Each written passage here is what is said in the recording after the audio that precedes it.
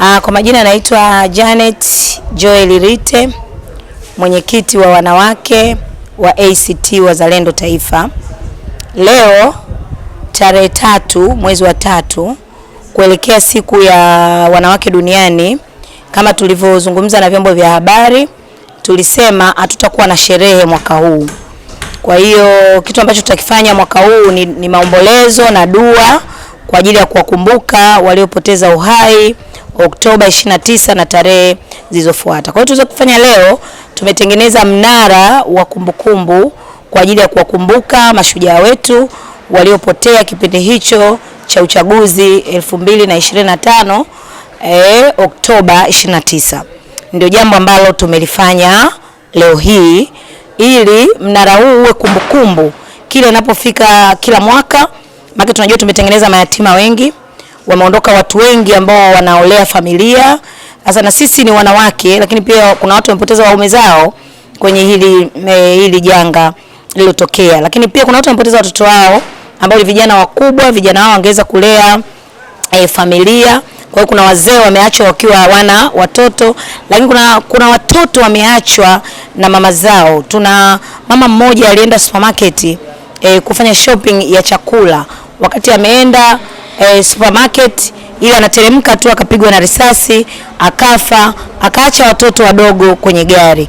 Kwa hiyo ukiangalia hili jambo limewagusa watu wengi, limegusa jamii, limegusa taifa. Kwa hiyo tunachokifanya leo ni kwa ajili ya kuweka kumbukumbu ya ndugu zetu waliopotea. Mmefanya kwa ajili ya kutaka kuendelea kuwakumbuka ndugu zenu kama mlivyokuwa umesema. Lakini tumewahi kumsikia makamu wa rais akizungumza kwamba tuache kuzungumzia sasa haya masuala kwa sababu asilimia kubwa yanatonesha vidonda vya Watanzania wengi ambao vimeathiri kwa asilimia pia kubwa. Nini wito wako au unazungumziaje pia hili ambao tayari makamu wa rais alishalizungumzia? Kwanza makamu wa rais alivyozungumza kwamba tuache kuzungumzia jambo hili kwamba linatonesha vidonda. Nani alimwambia vidonda vimepona? Nani alimwambia sasa hivi tuna makovu? Nani alimwambia kwamba tumesahau? Kwa nini nchi hii huwa inakumbuka viongozi wakubwa waliopoteza maisha? Kwa nini wanawakumbuka? Kwa nini tusisahau? Kwa hiyo ina maana watu wakubwa wenye vyeo wanapaswa kukumbukwa, lakini sisi wadogo tusiokuwa na vyeo hatuna thamani ya kukumbukwa tena, hatuna thamani ya kuzungumziwa tena. Katika kulizungumzia hili jambo ni kwa sababu tu haki haijatendeka, watu hawajakiri kile kilichotokea. Hatujajua hata wale ambao hawakupata miili yao, ndugu zetu wako wapi. Manake sisi tunaamini kwamba mara nyingi huwa ukizika unapata nafuu. Sasa hebu niambie, kuna watu ambao hawajazika kabisa ndugu zao, unafuu wanaupata wapi? Kuna watu ambao hawakupatikana walipo mpaka leo, unafuu unaupata wapi? Kwa mimi nimuombe tu kwamba ajue huu ni msiba.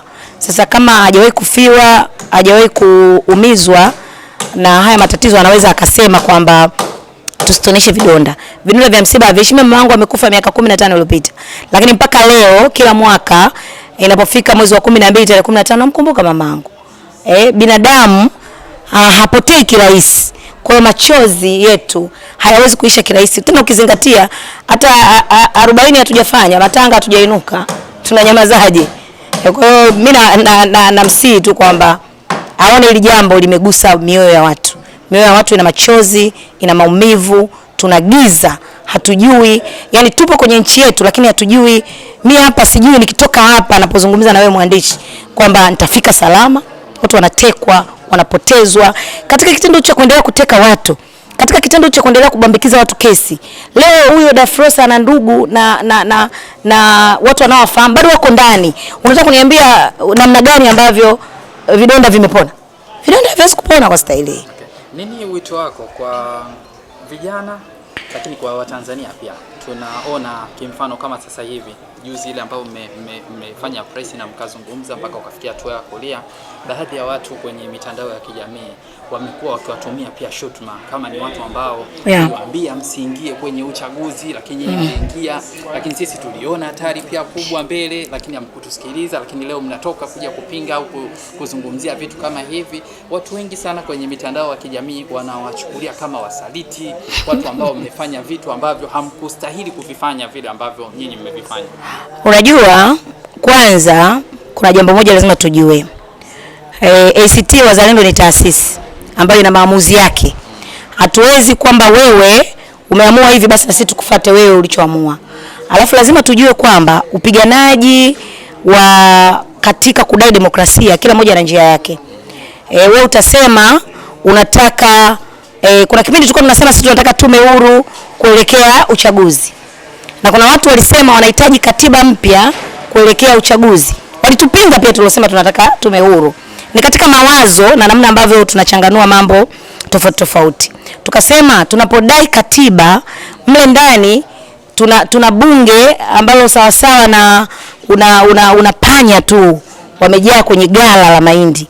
Lazima udumbukize paka, akifanya nyau wale panya wanafanya nini, wanatawanyika. Kwa hiyo tulikuwa tunakitaka sheria zote zinatungwa bungeni. Na sisi tulisema tunashiriki tukipambana, tunapambana tukishiriki. Huku tukiwa tunajua tunaenda kwenye mapambano. Hatukuwa tunajua kwamba tunaenda kwenye kitu rahisi. Tulikuwa tunajua tunaenda kwenye mapambano kwa sababu hali ya nchi tunaijua. Sisi wanaposema kwamba sisi ni wasaliti, kwa nini tuseme wao ni wasaliti? Tunasema wasaliti kwa sababu walitaka CCM wabaki peke yao. Ndio walichotaka. Manake waliuza. Tungeunganisha nguvu kwa pamoja, tukaamua kuingia kwenye mapambano, tusingeuza. Tuwezi kuachia CCM wapite tu. Juzi mmeona uchaguzi umefanyika Songea.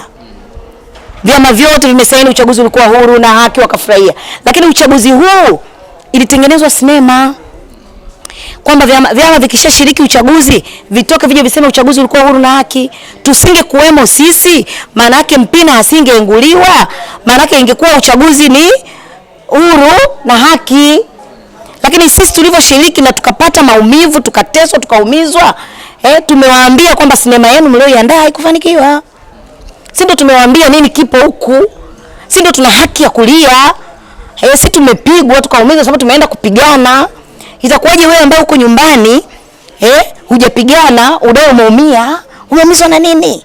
Sisi tumeenda kupigana, tumeingia kwenye uwanja. Hauwezi kusema ule mpira angepiga pale angeshinda. Hapo uwanjani, hujui mpira unapigwaje brother. Kwa hiyo sisi tumeingia tukipambana.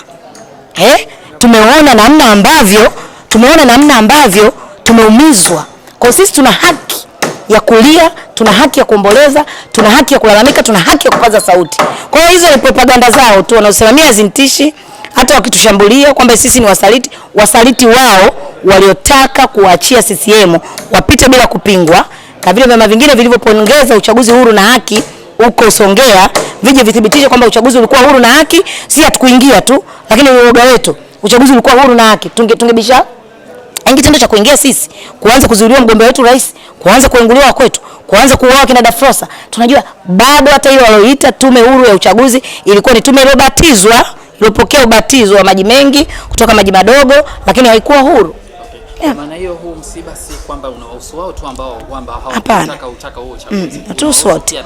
Yes. Pia mliingia pia kwenye. Yes. Ni msiba wetu wote. Ni msiba wa Tanzania. Na sisi ndio tumekuja kuwaonyesha kwamba hii sinema walikuwa wametengeneza ya tume huru ya kwenda kutiki iko hivi, wasingejua bila sisi kuwepo mle ndani. Ingefanyika kama imefanyika Songea juzi, ingeandikwa barua na waraka na saini kwamba uchaguzi ulikuwa huru na haki. Tungebisha vipi hatukuwepo ndani?